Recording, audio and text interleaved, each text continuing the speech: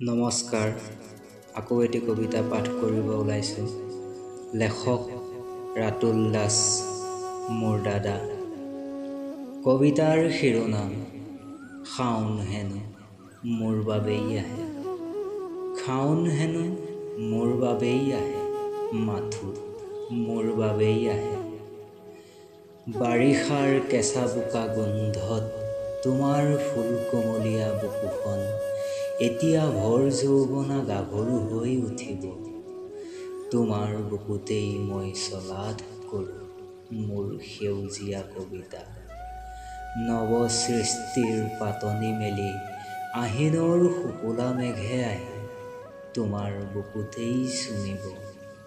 জিলিকিব ৰূপোৱালী জোনৰ বুকুত কুঁৱলীৰ মুকুতামণি। ফিৰফিৰিয়া এজাক বতাহৰ লয়লাসত গেৰ মেলি হাঁহি উঠিব তোমাৰ বুকুখনি। লাহে লাহে মোৰ সেউজীয়া কবিতাৰ চন্দ্ৰবোৰ সজাল ধৰি তোমাৰ বুকুতেই পোখা মেলিব। আশাৰ সপোনবোৰ সোণোৱালী হৈ দিঠক হ'ব। শাওন হেনো মোৰ বাবেই আহে, মাথো মোৰ বাবেই আহে। ধন্যবাদ।